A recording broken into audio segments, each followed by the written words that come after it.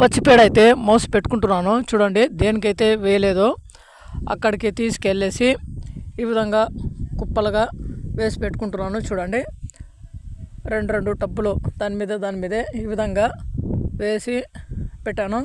ఒక అంచనాగా ఒక్కొక్క కయ్యకు ఎన్ని టబ్బులు అని మోసైతే పెట్టుకున్నాను. చూడండి, ఒకవేళ నీళ్ళుంటే నీళ్ళైతే తీసేయాలి. దీంట్లో అయితే నీళ్ళైతే ఉన్నాయి, అదే నీళ్ళు మొత్తము తీసేసాను. ఈ విధంగా నీళ్ళు లేకుండా మళ్ళీ తర్వాత అక్కడ నీళ్ళు అయితే తీసాను కదా, అక్కడ మళ్ళీ మూసేసి మళ్ళీ దానికి పచ్చిపేడ వేసేటప్పుడు నీళ్ళు పెట్టుకోవాలి.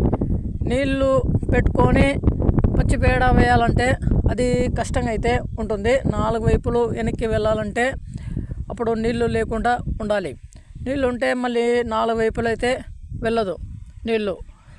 దానికోసమే నీళ్ళు లేకుండా ఈ విధంగా వేసుకుంటూ నీళ్ళు పెట్టుకుంటూ చూసుకుంటూ ఎంతవరకు పారిందో ఆ విధంగా అయితే వేసుకుంటూ పోవాలి. చూడండి, ఇంకా లాస్ట్లో కూడా వేసి పెట్టండి. చూడండి, ఈ విధంగా ఇక్కడ వచ్చేసి ఒక కయ్యకైతే వేశాను, మధ్యలో ముందుగా దానికైతే వేశాను. ఇప్పుడు దేనికైతే వేయలేదో ఆ పక్కలన్నిటికీ పెట్టుకొని ఇంకా వేసుకుంటాను.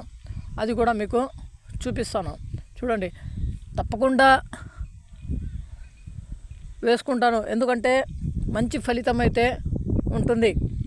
ఇంకా వానపాములు ఇవన్నీ ఉంటాయి కదా లోపల నుండి, అది పైకి వచ్చి ఇంకా వర్మి కంపోస్ట్ లాగా తయారవుతుంది.